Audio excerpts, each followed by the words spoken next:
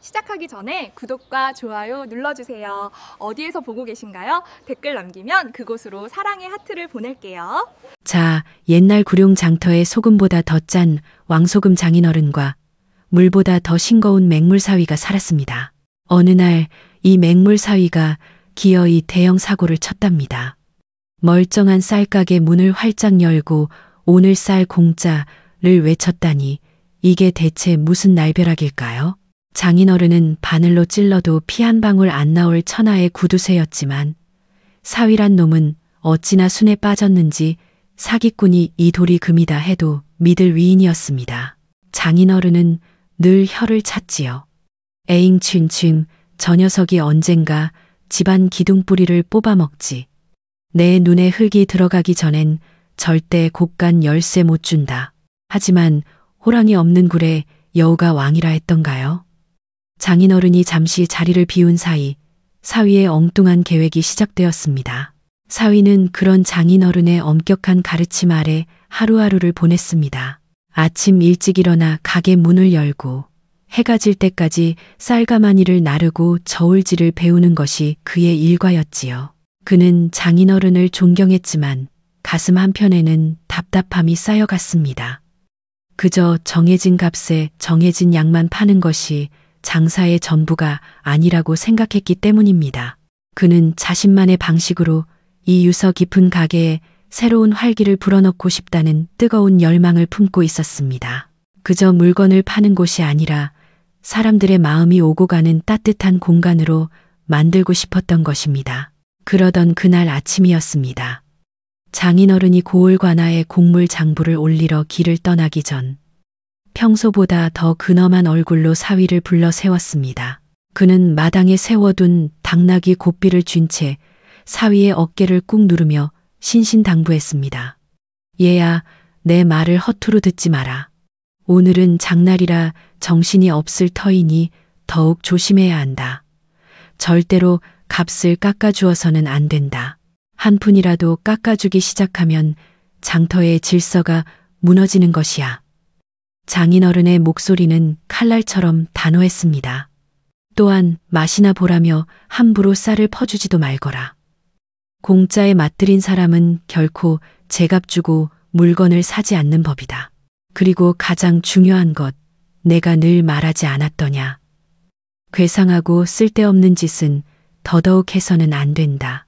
그저 내가 늘 하던 대로만 저울 정직하게 달고 받은 만큼만 내어주면 되는 것이다. 알겠느냐?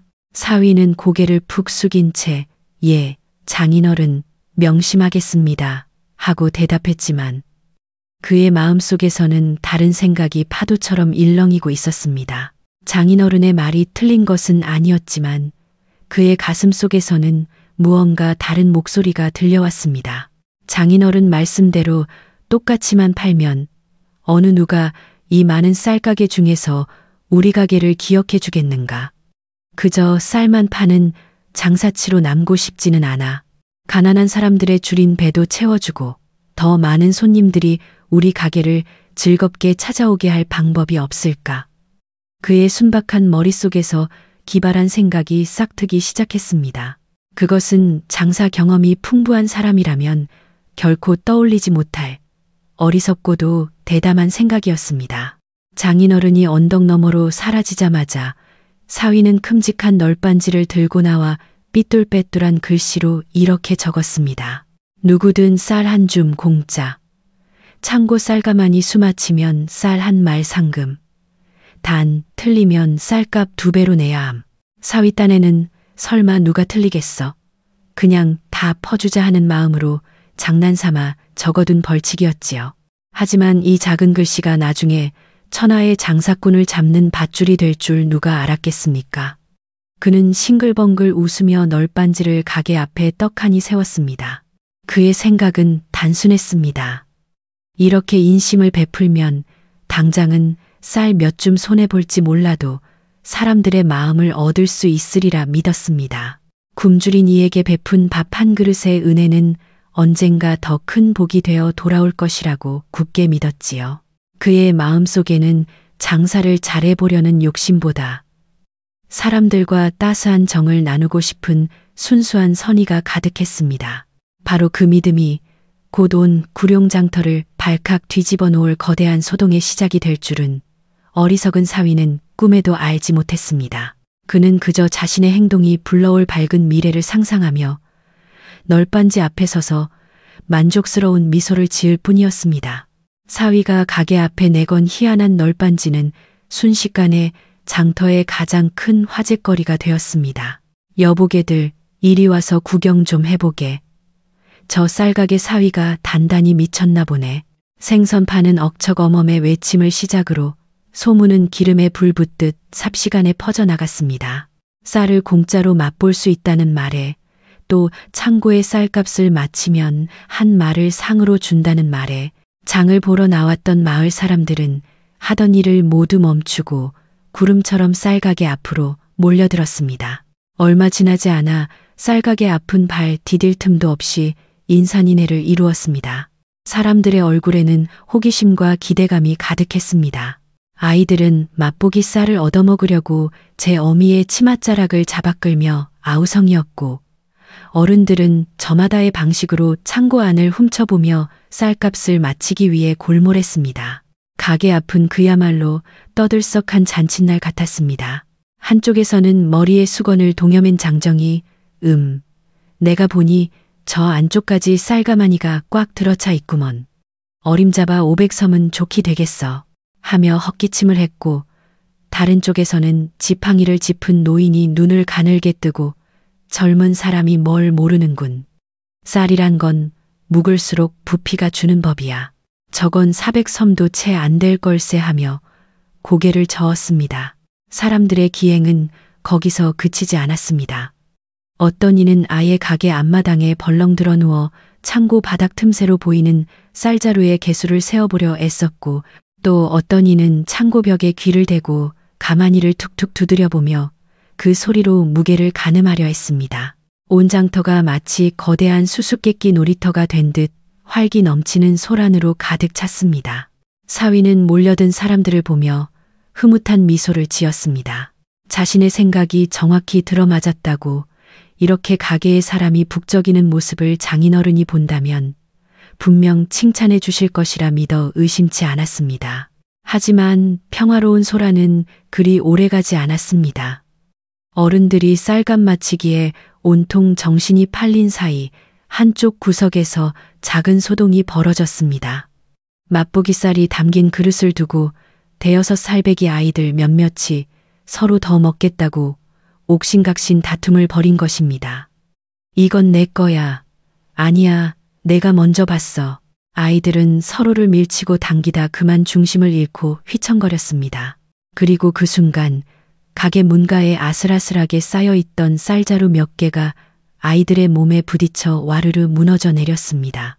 쿵 하는 둔탁한 소리와 함께 쌀자루가 터지면서 새하얀 쌀알들이 흙바닥 위로 폭포수처럼 쏟아져 내렸습니다. 순식간에 벌어진 작은 사고였으나 이것은 걷잡을 수 없는 불길을 일으킬 작은 불씨가 되고 말았습니다. 때마침 그 앞을 지나가던 사람이 있었습니다. 그는 이 장터에서 가장 큰 비단 가게를 운영하는 배가 불룩 나온 큰 상인이었습니다. 그는 평소에도 남의 가게 사정을 염탐하며 자신의 이득을 챙기기에 혈안이 되어 있는 자였습니다. 그는 쌀가게 앞에 사람들이 구름처럼 몰려있고 귀한 쌀이 흙바닥에 쏟아져 엉망이 된 광경을 목격했습니다. 그의 약삭빠른 머리는 즉시 상황을 제멋대로 해석하기 시작했습니다. 저 어수룩한 사위놈이 장인 없는 틈을 타 헐값에 쌀을 풀어 장터 물가를 흐리고 있구나. 그러니 저렇게 사람들이 몰려들고 가게가 아수라장이 되지. 그는 사위의 순박한 의도를 간파할 생각도 그럴 마음도 없었습니다.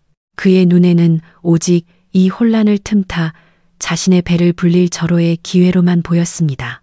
큰 상인은 인파를 헤치고 성큼성큼 사위 앞으로 다가갔습니다. 그는 다짜고짜 사위의 멱살이라도 잡을 듯한 기세로 삿대질을 하며 윽박질렀습니다. 이복의 젊은이 장사 하루 이틀 하는가.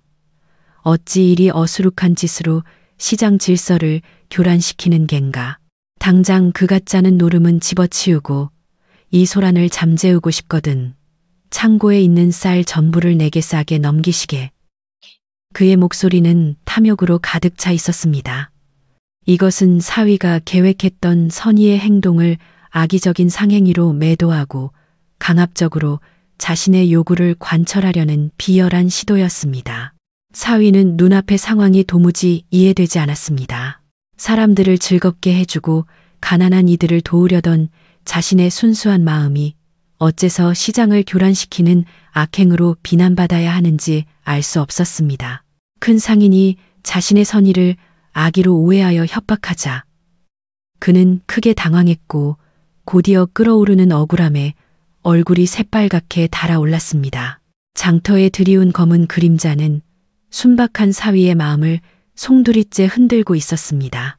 큰 상인의 강압적인 태도와 모욕적인 언사의 사위는 온몸의 피가 거꾸로 솟는 듯 했습니다. 자신의 선한 마음이 흙탕물에 내던져진 기분이었습니다.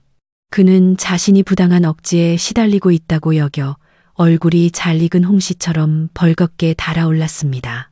억울함과 분노가 뒤섞여 목구멍까지 차오르자 그는 더 이상 참을 수 없었습니다. 평소에는 말 한마디 제대로 못하던 그가 어디서 그런 용기가 났는지 주먹을 불끈 쥐고 목청껏 소리쳤습니다. 안 팝니다. 우리 가게 쌀은 당신 같은 사람에게는 한 톨도 팔 수 없소. 그리고 어디서 행패요. 정이 쌀을 갖고 싶거든 당신도 값을 맞춰보시오. 대신 틀리게 맞힌 사람은 약속대로 2배 값을 내야 할 것이오. 이것은 원래 널빤지에 적어놓았던 맞히면 한 말상이라는 규칙의 뒷부분, 즉 틀리면 그에 상응하는 벌칙을 받아야 한다. 는 숨은 뜻을 큰 상인에게도 똑같이 적용하려 한 것이었습니다. 하지만 이 외침은 불난 집에 기름을 붓는 격이었습니다. 사위의 격분한 목소리는 장터의 혼란을 더욱 가중시켰고 사람들은 이제 두 사람이 벌이는 싸움에 더 큰 흥미를 느끼며 웅성거리기 시작했습니다. 소란은 거기서 그치지 않았습니다. 장터의 소음이 담장을 넘고 골목을 돌아 마침 장터를 순찰하던 술라군과 하급 관원들의 귀에까지 들어가고야 말았습니다. 관원들은 소란의 근원지인 쌀가게 앞으로 몰려왔습니다. 그들의 눈에 비친 광경은 그야말로 가관이었습니다. 사람들은 무리를 지어 웅성거리고 바닥에는 쌀이 흩어져 있으며 가게 주인으로 보이는 젊은이는 상인과 언성을 높이며 싸우고 있었습니다. 널빤지에 쓰인 값을 마치면 상을 준다는 문구를 본 관원은 미간을 찌푸렸습니다. 그는 이 모든 상황을 사위가 도박과 비슷한 교묘한 꾀를 내어 순진한 백성들을 현혹하고 부당한 이익을 취하려는 사기 행각으로 오해했습니다. 내 이놈, 감히 대낮에 장터에서 요사스러운 판을 벌여 백성을 속이려 드느냐. 당장 저자를 포박하라. 관원의 불호령이 떨어지자 술라군 2명이 험상궂은 얼굴로 달려들어 사위의 양팔을 우악스럽게 붙잡았습니다. 사위는 너무나 놀라 아닙니다. 저는 그런 것이 아닙니다. 하고 외쳤지만 흥분한 관원의 귀에는 들리지 않았습니다. 바로 그때였습니다. 평생을 이 장터에서 살아온 마을 노인 몇몇이 다급하게 앞으로 나섰습니다. 그들은 관원 앞에 허리가 땅에 닿도록 엎드리며 무릎을 꿇었습니다. 대감마님, 부디 통촉하여 주시옵소서. 가장 연장자인 최영감이 떨리는 목소리로 애원했습니다. 이 아이는 간사한 꾀를 부릴 위인이 못 되옵니다. 그저 아비의 정직함만 보고 배워 심성이 너무 곧고 우둔할 뿐 남을 해하려는 마음은 추호도 없는 착한 사위이옵니다. 제발 사정을 한 번만 헤아려 주십시오. 최영감의 말은 사건의 처음부터 끝까지 지켜본 목격자이자 사위의 순진함을 익히 알고 있는 이의 진심 어린 증언이었습니다. 다른 노인들도 맞습니다. 나리. 저 아이가 장인 몰래 벌인 일이 철없어 보이기는 하나 결코 악한 의도는 아니었을 것입니다. 하고 거들었습니다. 그들은 어떻게든 관원의 노여움을 풀어 사위를 변호하려 애썼습니다. 하지만 노인들의 간절한 애원에도 불구하고 관원의 태도는 완강했습니다. 그는 눈앞의 혼란과 무너진 질서만을 볼 뿐이었습니다. 시끄럽다. 법도와 질서를 어지럽힌 죄는 그 의도가 어떠하든 마땅히 벌을 받아야 하는 법. 이자를 관하로 압송하여 진상을 철저히 규명하겠다. 사위는 자신의 순수한 의도가 이렇게까지 끔찍한 오해를 낳으리라고는 상상도 하지 못했습니다. 가난한 이웃을 돕고 가게의 활기를 불어넣으려던 작은 소망이 이제는 자신을 관하로 끌고 가 법의 심판대에 세울 무서운 죄가 되어버렸습니다. 단순한 장터의 소동은 이제 관아의 개입으로 인해 걷잡을 수 없이 심각한 상황으로 치닫고 있었습니다. 쌀가게의 오랜 명성은 땅에 떨어졌고 사위는 가업을 망친 죄인이자 나라의 법을 어긴 범죄자로 체포될 위기에 처했습니다. 이처럼 사위의 순수한 마음과 어설픈 행동이 외부에서는 불순한 의도로 비쳤기에 결국 사태는 최악의 국면으로 치닫고만 것이었습니다. 순박한 사위의 눈에서는 굵은 눈물방울이 뚝뚝 떨어지기 시작했습니다. 바로 그때 모든 소란을 잠재울 듯한 위험 있는 그림자가 쌀가게 앞에 드리워졌습니다. 고을 관아에 들렀다가 집으로 돌아오던 장인어른이었습니다. 그는 저 멀리서부터 자신의 가게 앞에 사람들이 장벽처럼 둘러싸고 왁자지껄 떠드는 것을 보고는 필시 무슨 일이 터졌음을 직감하고 급히 걸음을 재촉했던 것입니다. 가게 앞에 다다른 그의 눈에 들어온 광경은 실로 참담했습니다. 애지중지하던 쌀가게는 난장판이 되어 있었고 창고에 그득했던 쌀은 어림잡아 보아도 반이나 줄어 있었습니다. 그리고 그 중심에는 자신의 하나뿐인 사위가 얼굴이 시뻘개져서 큰 상인 및 관원들과 뒤엉켜 언성을 높이고 있었습니다. 그 광경을 목격하는 순간 장인어른의 머릿속은 새하얗게 비는 듯했습니다. 가슴 깊은 곳에서부터 뜨거운 불덩이가 치밀어 올라 손끝까지 부들부들 떨려왔습니다. 자신이 집을 비우기 전 그렇게나 신신당부했던 모든 규칙들이 무참히 깨져버린 현장이었습니다. 값을 깎아주지 말랬건을 아예 공짜로 쌀을 내주는 판을 벌였고 괴상한 짓은 하지 말랬건을 온 장터 사람들을 불러 모아 해괴한 수수께끼 노름을 하고 있었습니다. 장인어른은 자신이 평생을 바쳐 쌓아 올린 신용과 명예가 한순간에 무너져 내리는 소리를 들었습니다. 그는 더 이상 분노를 참지 못하고 버럭 고함을 질렀습니다. 이 미련하고 고약한 놈아, 내가 기어이 이런 꼴을 보고야 마는구나. 장인어른의 목소리는 천둥과도 같았습니다. 순식간에 장터의 모든 소음이 함고 모든 시선이 그에게로 향했습니다. 그는 사위를 향해 한 걸음 한 걸음 다가가며 말을 이었습니다. 내가 그저 값 그대로만 팔라고 했거늘 어찌하여 이런 요망한 장난질로 온 마을을 이리 들쑤셔 놓았느냐. 내 놈이 지금 제정신이냐. 이 소란이 고을 원님 귀에까지 들어가 나까지 욕을 먹이려 드는 것이냐.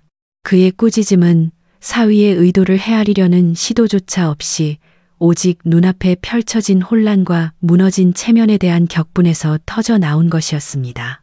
장인어른의 불호령의 사위는 그 자리에 털썩 무릎을 꿇었습니다. 술라군에게 붙들렸던 팔이 스르르 풀려났지만 그는 차라리 그 편이 나았다고 생각할 정도로 온몸의 기운이 빠져나갔습니다. 그의 눈에서는 참았던 눈물이 복물 터지듯 흘러내렸습니다. 그는 억울하고 답답한 마음에 흐느끼며 자신의 순수한 의도를 해명하려 애썼습니다. 장인어른, 소인, 그런 것이 아니옵니다. 그는 더듬거리며 말을 이었습니다. 저는 그저 가난하고 굶주린 이들도 오늘은 쌀밥 한 술이라도 뜨게 해드리고 싶었습니다. 그렇게 은혜를 베풀면 그들이 언젠가는 우리 집의 은혜를 잊지 않고 더 큰 고객이 되어주실 줄로만 알았습니다. 가게를 망치려던 것이 결코 아니옵니다. 하지만 사위의 눈물 섞인 변명은 성난 장인어른의 귀에 닿지 않았습니다. 장인어른은 좀처럼 분노를 가라앉히지 못했습니다. 그의 눈에는 사위의 행동이 순수한 선의가 아닌 집안의 명예와 가게의 오랜 전통을 한순간에 망가뜨리는 어리석고 철없는 장난으로만 보였습니다. 평생을 원칙과 신용 하나로 살아온 그에게 사위의 방식은 도저히 이해할 수도 용납할 수도 없는 것이었습니다. 장인어른의 엄격한 가르침과 사위의 순박하기 그지없는 행동 방식이 정면으로 충돌한 순간이었습니다. 닥치거라. 그따위 변명이 지금 통할 것이라 생각하느냐. 장인어른은 옆에 세워져 있던 지팡이를 집어들었습니다. 분노와 오해가 최고조에 달하여 그는 결국 사위를 향해 지팡이를 번쩍 쳐들었습니다. 폭력이 모든 것을 집어삼키기 직전의 아슬아슬한 상황이었습니다. 사위는 눈을 질끈 감았습니다. 이제 모든 것이 끝났다고 자신의 진심은 영원히 이해받지 못한 채 매질과 함께 흙바닥에 처박힐 것이라 생각했습니다. 장인어른과의 관계는 파탄 직전이었고 가족 내부의 위기는 돌이킬 수 없는 지경에 이르고 있었습니다. 그때였습니다. 잠깐만요. 저도 벌금을 내러 왔습니다. 아이를 업은 과부가 다급하게 군중을 헤치고 들어와 꼬깃꼬깃한 쌈짓돈과 콩 한 변박을 내밀었습니다. 공짜라기에 염치 불구하고 먹었는데 쌀가마니 술을 못 마쳤으니 약속대로 2배를 내야지요. 가진 게 이것뿐이라. 과부의 말에 뒤이어 거지, 지게꾼들이 우르르 몰려나와 동전이며 산나물을 쏟아놓기 시작했습니다. 나도 틀렸소. 여기 벌금이요. 나도 약속 지키러 왔소. 바보 사위가 쓴 엉터리 규칙을 가난한 사람들은 목숨 같은 약속으로 알고 지키러 온 것입니다. 순식간에 가게 앞은 돈과 곡식으로 작은 산을 이루었습니다. 이 기막힌 광경에 씩씩거리던 장인어른도 호통치던 관원도 그만 입을 떡 벌리고 말았습니다. 그제야 모든 진실이 밝혀졌습니다. 사위가 내세웠던 맞히면 한 말상, 틀리면 2배 갚음이라는 어수룩한 규칙을 가난한 사람들은 그들만의 지혜로 해석했던 것입니다.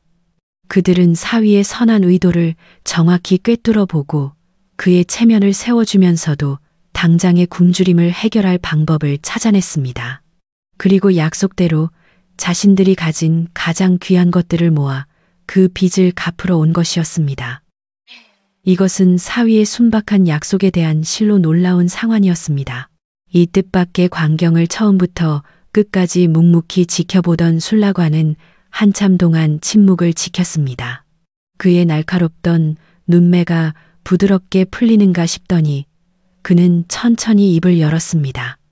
그의 목소리에는 깊은 깨달음이 묻어 있었습니다.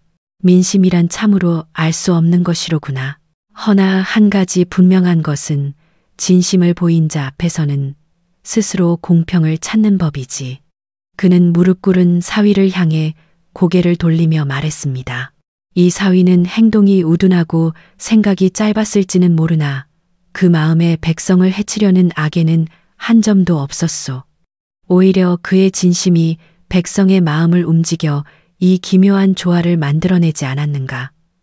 술라관은 사위의 어리석은 행동 너머에 있는 순박한 진심을 정확히 꿰뚫어 보았습니다.